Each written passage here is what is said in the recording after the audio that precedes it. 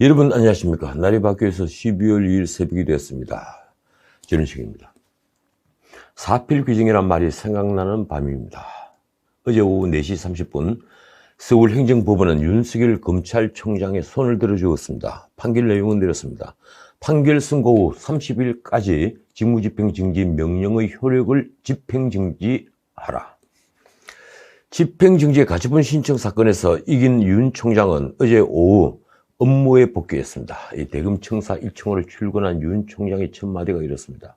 모든 분에게 대한민국의 공직자로서 헌법 정신과 법치주의를 지키기 위해 최선을 다할 것을 약속드린다. 이제 완전히 정치적 인물이 되었습니다.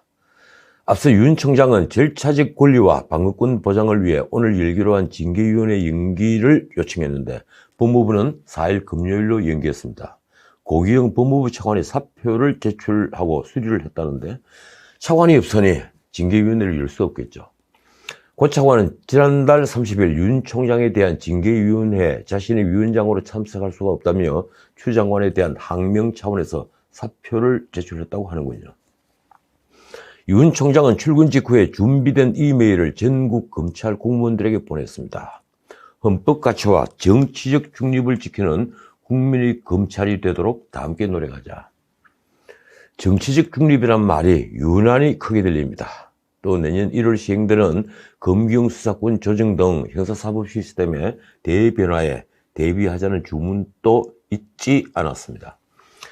어제 하루는 정말 긴박했습니다. 먼저 추미애 장관에게 브레이크를 건 것은 감찰위원회의 결정이었습니다.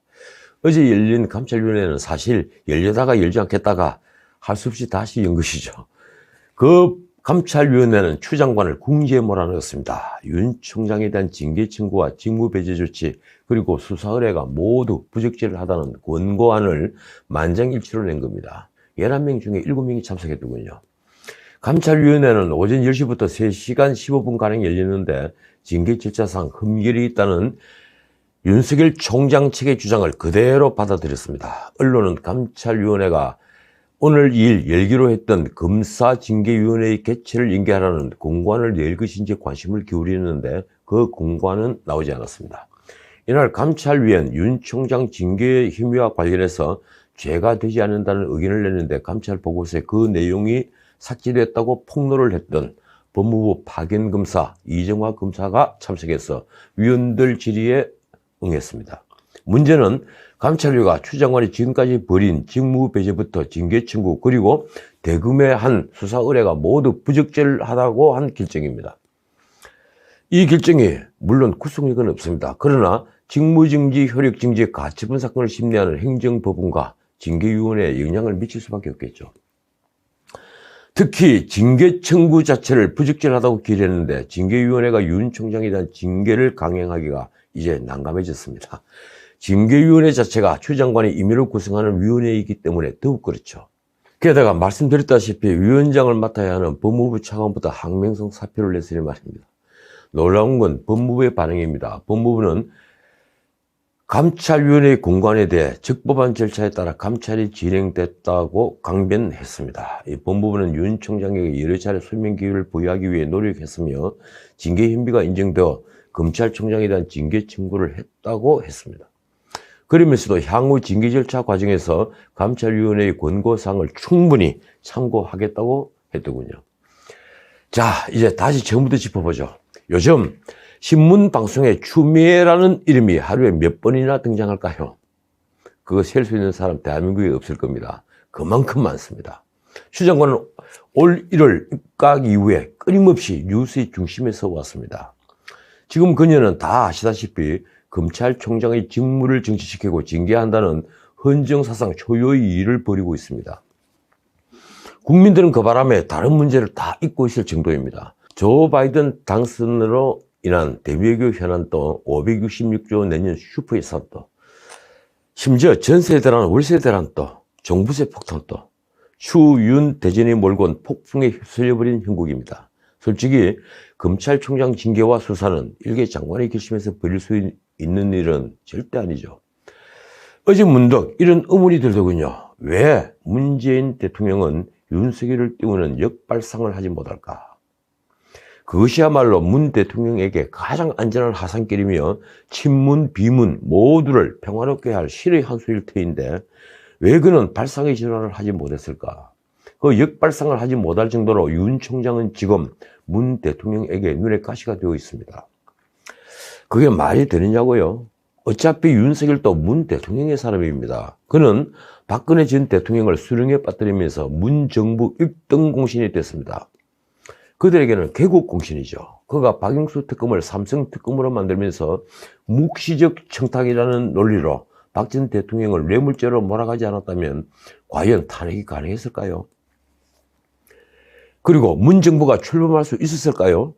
그래서 문 대통령은 공공연하게 박 전 대통령 공소유지를 위한다는 명분으로 그를 파격적으로 서울중앙지검장에 승진시켰고 영순위로 검찰총장에 앉혔습니다. 그때 문 대통령은 살아있는 권력도 수사하라는 명확한 지침까지 내렸습니다. 윤석열은 지난 국감에서 당당히 말했습니다.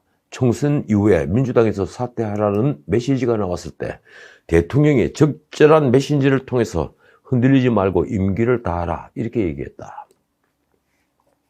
도대체 윤 총장이 말한 적절한 메신저는 누구인가요? 명색이 1국의 검찰총장인데 국감에서 대통령을 팔았을 리는 만무합니다. 그 답변 자체도 대단히 부적절했지만 적어도 당시에는 민주당의 어느 누구도 윤 총장의 그 말에 반박하지 못했습니다. 그 메신저는 당연히 문 대통령이 최측근일 것이고 적어도 문 대통령과 윤 총장의 거취의 문제를 논의할 수 있는 사람일 테니 감히 누가 발언의 진위를 따진다거나 메신저가 누군지 캐리어하겠습니까? 그렇다면 지금 왜 갑자기 다들 태도를 돌변한 것일까요? 추미애는 왜 윤석열을 내쫓으려고 결의한다일까요? 다시 말하지만 이 일은 결코 일개의 장관이 결정해 버릴 수 있는 일이 아닙니다. 민주당도 마찬가지입니다. 민주당의 청와대의 뜻을 거스를 정도의 파워맨은 없습니다. 대부분 친문이라는 울타리 안에 모여서 권력을 엄호하는 게 정치라고 믿고 있는 의원들입니다. 그런 민주당이 청와대에서 어떤 시그널이 없는데도 윤석열을 내치지 못해 저 난리를 칠 까닭이 없습니다. 장담하건대 윤석열은 안 된다는 신호는 분명히 있었습니다. 그렇다면 무엇이 사정을 이리 바뀌게 한 것일까요? 무엇이 문 대통령을 저렇게 돌아서게 한 것일까요? 언론은 11월 5일 대전지검에서 원전 월성 1호기 조기 폐쇄를 둘러싼 의혹 수사를 시작한 것을 들고 있습니다. 윤석열이 문 정부를 향해 총을 겨눈 쿠데타로 봤다는 거죠. 민주당 쪽에서 선을 넘었다는 말이 나왔습니다. 그냥 두면 내년 서울 부산시장 보궐선거에도 영향을 미칠 것이기에 더는 인내하지 못했을 것입니다. 윤 총장을 방치하다가는 내년 대선 전초전이 벌어지고 공식적인 레임덕이 왔을 때 감당할 수 없는 사태를 맞을 수도 있다는 불안감이 커진 겁니다. 게다가 윤 총장은 이제 그냥 검찰총장이 아닙니다. 몸집이 커질 대로 커져 이미 차기 주자 반열에 올랐습니다. 이러니 추 장관부터 윤 총장 본인이 차기 주자로 거론되는 걸 거부하지 않아 검찰총장으로서 정치적 중립성을 잃어버렸다는 말도 안 되는 주장을 하고 있는 것이겠죠. 그래서 누군가가 아이디어를 냈을 겁니다. 윤 총장이 흠을 잡아 기습적으로 감찰을 하고 징계를 한다. 문 대통령은 손에 피 묻힐 일이 없이 징계위원회의 결정에 따라 그를 해임한다. 이 시나리오였습니다. 그래서 대전지검에서 원전 사건으로 산업부 국장 등에게 구속영장을 처리하자 추 장관도 속전속결로 윤 총장을 직무에서 배제시켰던 것입니다. 그런데 덕기에 시작했던 일이 그만 꼬이고 말았습니다. 우선 윤 총장의 반발은 의외로 커서 권력으로서는 생각하지 못한 암초를 만난 겁니다. 게다가 이제 민심 위반이 보이고 있습니다. 전국 검사들이 반발이 컸습니다. 평검사들부터 고검장까지 모두 들고 일어나면서 추 장관은 졸지에 고립무원의 신세가 되었습니다. 게다가 윤 총장을 내쫓는 악역을 맡은 추 장관이 아들이 황제복무 사건으로 보인 오만한 태도가 윤 총장의 권력을 수사하다가 핍박받는다는 이미지에 대해져서 가해자와 피해자로 확연히 구분되는 모양새가 된 것입니다. 누가 보더라도 그렇습니다. 그로 인한 대중의 사늘해진 눈빛이 174석이라는 절대다수 의석을 가진 민주당을 휘청거리게 만들었던 겁니다. 물론 민주당은 겉으로는 자신만만합니다. 이른바 경제 3법 등 민생개혁 법안과 공수처법 개정안까지 원하는 모든 것을 밀어붙이겠다는 야심을 노골적으로 드러냈죠. 그러나 그런 구상은 이미 헝클어졌습니다. 지금 또 이른바 판사사찰 문구를 두고 윤석열을 형사처벌해야 한다는 말까지 쏟아내고 있지만은 솔직히 그건 허장성세에 지나지 않습니다. 당대표로서 위신을 세우느라 이낙연 대표가 윤석열을 국정조사하자고 나섰다가 쑥 들어간 것도 사태가 의외로 급박하게 돌아가면서 자칫 모든 것을 한순간에 잃을 수 있다는 위기감을 느꼈기 때문입니다. 그들이 박근혜 전 대통령이 한순간에 모든 것을 잃은 것을 눈앞에서 봤으니 말입니다.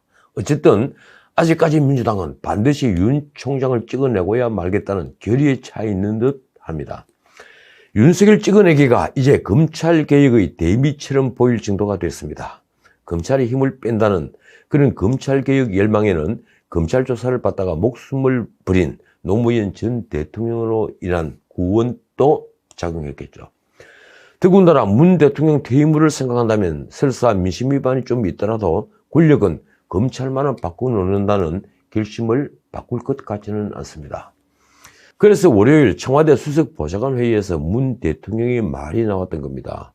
야당은 유체이탈 화법이라고 비꼬았고, 그리고 많은 사람들이 그 말을 보고 웃었지만 사실 그의 말은 의미심장했습니다. A4 용지에 적어온 그의 말을 다시 한번 보죠. 소속 부처나 집단의 이익이 아니라 공동체의 이익을 받드는 선공후사의 자세로 위기를 넘어 객변의 시대를 개척해 나가야 한다. 그 객변의 시대가 이제 시작되는 겁니까? 이 말에는 공동체의 이익은 거론하면서 검찰이 추구해야 할 정의란 말은 없습니다. 그러니까 검찰의 반발은 집단의 이익을 추구하는 것이며 추 장관이 윤 총장 징계를 밀어붙이는 것은 공동체의 이익이 되는 구조입니다. 언론은 검찰을 향한 경고 메시지라고 썼습니다. 결국 추미애의 칼춤은 문 대통령이라는 든든한 뒷배가 있었기 때문이었습니다. 그런데 이번엔 정세균 총리가 나섰습니다.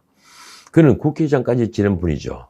그리고 다시 대통령이 되겠다는 의회의 꿈을 노골화한 사람인데 정 총리는 이날 수석보좌관 회의에 앞서 문 대통령과 오찬 주례회동을 하면서 사태의 해결을 자임하고 나섰습니다. 언론 보도를 보면 정 총리는 윤 총장의 자진 사퇴가 불가피하다고 의견을 개진했다 합니다. 이렇습니다. 윤 총장 징계 절차와 상관없이 윤 총장이 직무를 수행할 수 없는 상태를 자초한 만큼 자진 사퇴하는 것이 불가피하다. 그의 보관은 그 후에 추 장관도 정치적 책임을 지고 사퇴를 할 필요가 있다는 것이죠. 말하자면 추, 윤 두 사람이 동반퇴진론입니다. 이 동반퇴진 주장은 사실 오래전에 나왔습니다. 제 방송에서도 말씀드렸지만 윤 총장이 퇴진하지 않으면 추 장관이 물러날 명분이 없으니 순서는 윤 사퇴 후에 추 퇴진입니다. 그런데 여기에는 윤 총장이 순순히 승복하고 퇴진한다는 전제가 깔려 있습니다. 이미 법적 투쟁을 공언한 윤 총장이 과연 정 총리의 제안을 수용할까요? 어쨌든 정세균 총리는 어제 오전 국무회의 직전 추미애 장관과 10분간이나 독대했습니다. 10분이니 꽤 긴 시간입니다. 무슨 얘기가 오고 갔을까요? 국무회의를 마친 뒤엔 추 장관이 청와대에 가서 문 대통령을 만났습니다. 윤석열 총장과 동반 사퇴론이 제기된 상황에서 문 대통령이 추 장관을 만났으니 온갖 추측을 낳았습니다. 그래서 이제 법무부가 기자단에 문자 메시지를 보내 면담 사실을 공개했습니다. 금일 법무부 장관은 국무회의 직후에 청와대에 들어가 현 상황에 대해 대통령께 보고드렸다. 두 사람이 만나 무슨 얘기가 오고 갔을까요? 동반 퇴진 얘기도 했겠지만 오늘 열기로 했던 징계위원회에서 징계 수준을 두고 얘기가 있었겠죠. 법무부는 사퇴 얘기는 없었다고 했습니다. 그 말을 믿을 사람이 얼마나 되겠습니까? 자, 오늘은 여기까지입니다. 어쨌든 이제 1라운드가 끝났습니다. 이 1라운드에서 정작 가슴을 쳐야 할 이 나라 보수는 구경꾼이 되어 있거나 윤석열 검찰총장의 승리에 환호했습니다. 민주주의가 다시 살아났다면서 말입니다. 저는 가슴 저리며 이 역사적인 하루를 보냈습니다. 오늘의 경고는 다 아시는 사필 규정으로 하겠습니다. 사필 규정. 모든 일들은 반드시 정도로 돌아간다는 말입니다. 그 정도는 지금 우리에게 너무 멀고 먼 곳에 있습니다. 지금까지 전은책이었습니다.